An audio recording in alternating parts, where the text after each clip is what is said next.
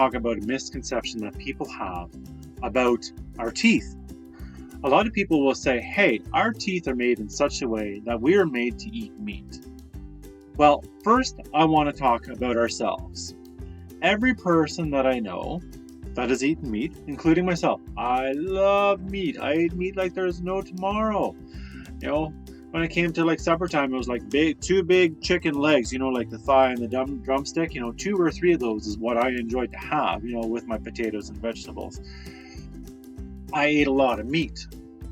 But one thing that I remember when eating steak, when I started buying steak and all of a sudden I was eating shoe leather instead of like steak that I used to get from my aunt and uncle, was how you ate it. You put it in your mouth and you pulled and pulled and pulled. And people will say today, no, you see our canine teeth? Those are made because we were meat eaters. I feel like I should be up close, be like, 어머머머 저렇게 먹나? 아 저렇게 들고 먹나 봐. 손으로?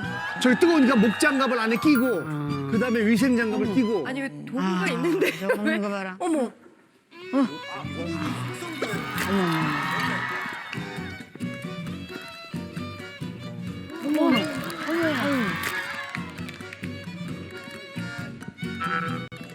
야, 근데 저게 뜯기네.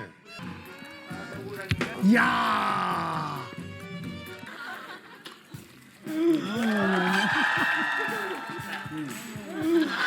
표정도 꼭 그렇게 해야 돼? Now, every one of you needs to be honest. Have you ever used those teeth to try to rip apart meat? No, you haven't.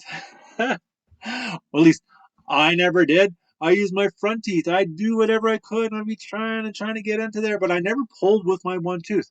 So what did God make those teeth for? Why do we have those teeth? Now, if you think about this, have you ever had an old apple? I know I've had a few older apples where the skin's tough and hard and you're trying to bite it. Like, I can't bite through this apple. What's going on? And then you go to the side of your mouth and you dig in with your, what we call canine teeth. Let's call them apple teeth now, maybe. I don't know. But anyways, they're meant for puncturing the skin of fruit so we can eat it. Now, we can just go to nature and say, hey, these teeth don't make a difference, right? Let's look at the koala bear.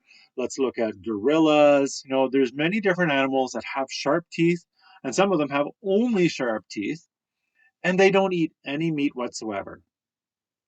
Your teeth are made for what you eat and what you were created to eat, right? So you might have a dog that has these canine teeth, but do you see them out eating grass? They know that they want to eat grass, right? I see all kinds of animals always eating these herbs when people say they're carnivores, right? A lot of these species have been maybe changed from what they used to be. I'll grant at that. And they might not be the same. And you do eventually through time evolve slightly differently, right? That's called epigenetics. You can look it up and you can see that different things will happen to different things and things will actually change. There is an evolution that does go on in nature. But our teeth, they were made for eating the fruit of the Garden of Eden. It's my prayer that you look at these things, understand these things, and look at the Creator's diet. Primitive godliness is something that I believe the Bible talks about.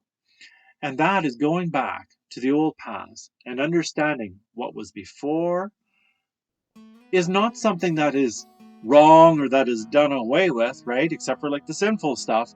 But when we go back to creation, we can see how we're going to live in the earth made new. And when we understand those things and accept those things, then we can look at our body and make rational decisions and thoughts and have the thought processes that helps us to know what is true and what is false.